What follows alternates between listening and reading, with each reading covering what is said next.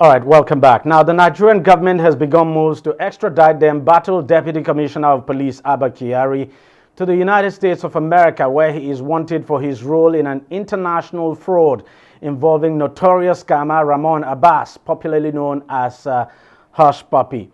The Minister of Justice and Attorney General of the Federation last week filed an application in court seeking the extradition of Kyari to the United States of America. But about 24 hours after that application, the National Drug Law Enforcement Agency, NDLEA, slammed an 8-count charge against Kyari before a federal high court for allegedly attempting to sell 25 kilograms of cocaine, which was seized from some drug dealers.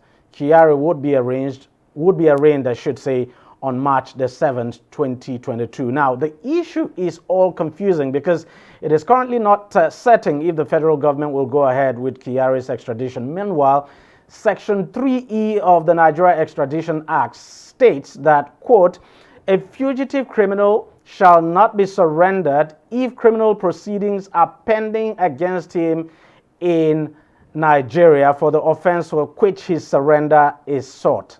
End of quote. That's Section E. But then I should also add that Section F also says this, and I quote, a fugitive criminal, A, who has been charged with an offense under the law of Nigeria or any part thereof, not being the offense of which his surrender is sought, or B, who is serving a sentence imposed in respect of any such offense by a court in Nigeria, shall not be surrendered until such a time as he has been discharged, whether by acquittal or on the expiration of his sentence or otherwise. Now, question on the lips of everyone is, will the federal government extradite Kyari to the U.S. or will he stay in Nigeria to face the charges against him by the NDLEA? Well, I'm now being joined by security expert Kabir Adamu. That's Dr. Kabir Adamu now, who is a security expert and, of course, the MD of Beacon Consulting, a security consulting firm in Abuja.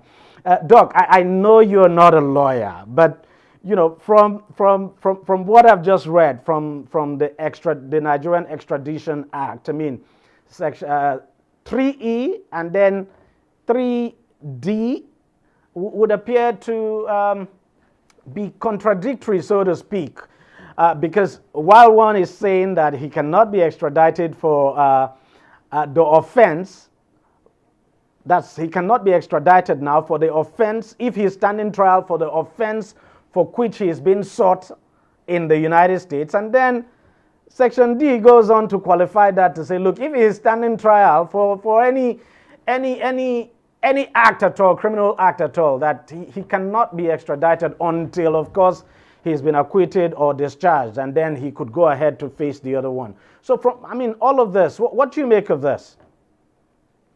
Thank you, DG. Bottom line is that the Extradition Act needs to be updated. Like you rightly said, I'm not a lawyer, but I also know that acts like that that have to do with relationship between two countries are driven by interest. Now, is Nigeria a member of the global community that has interest in addressing crimes that, to a larger extent, international crimes and that we can call organized crimes? Yes, Nigeria has such an interest. In the case of Hush Puppy, his crime has cut across several borders. Now, has that crime, or he's still a suspect anyway, has that crime had any consequence on Nigeria as a country? And the answer is yes.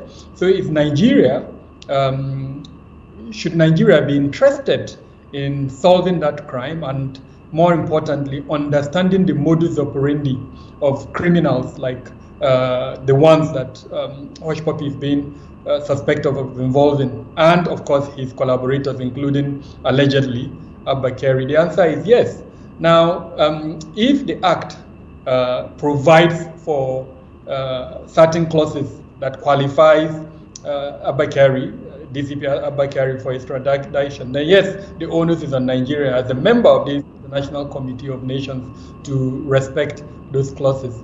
But then, like everything in life, that is just one aspect of looking at this. And very good, you talked about one aspect. Let me ask you about the aspect that I think has to do with you directly. I mean, has to do with your own area, and that's on the issue of security. Speaking security-wise now, and considering the fact that, look, the individual involved here is a senior police officer, not just a senior police officer, you know, he worked in the intelligence unit of the police and all of that. Would it be wise to extradite an individual like this to another country? Yes, my professional opinion, based on my understanding of national security, is that no, he was an agent of the state, and in fact, he's still an agent of the state until this case is concluded. And that supersedes every other thing. The fact that he worked in a unit where he was privy to several as it were, secrets of the state, means the case for his extradition should be subjected to what is it that he knows and how can that affect our national security. And for this instance, I'm of the opinion that he should not be extradited. That does not in any way suggest that he should not be tried. And it doesn't also suggest that we should not support the United States in concluding this case against Hush Puppy. If there is any way we can support them without extraditing him, as an example, we could arrange for the agents of the FBI or any of the U.S. government departments that are trying the case to come here and to meet him and to interrogate him and extract whatever information they want from him under our own control and of course supervised by Nigerian state agents as against handing him over for that. So and I'm very happy that the current Attorney General of the Federation at one point, in fact I think it was when he was invited by the NBA, indicated during his speech that national security, in his own perception, supersedes even judicial cases, as it were. So to that extent, I'm of the view that we should, as a country, look closely at the consequence of extraditing DCP Kyari, given the fact that he is an agent of the state and that he deserves certain level of protection. But at the same time, we also have an obligation on our part as a country to meet the requirements of any international prosecutorial process. All right, Doc, thank you very much for joining us on the program, and thank you for sharing your thoughts with us on this very, very thorny issue. Thanks for your time. Thank you for having me. Thank you. All right, we'll take a short break and we'll be right back. Opinions are free, facts are sacred, but truth is universal. How, in practical terms, can we, for instance, de-escalate the tension? President must see himself as the President of the Federal Republic. We know where the enemy is. 3 places. The Lake Chad Basin, the border area between Nigeria and Cameroon, and then the Sambisa Forest. On DEJI360, we give you a complete dose of everything. Opinion, facts, and undiluted truth. I hardly believe what politicians say in this part of the world. A new Nigeria is possible, a future is possible. We delve into the issues, dissect it so that you can understand it, use it to take action. I don't think there's any need for any governor to look for grant for ranching. DEJI360, dissecting the issues.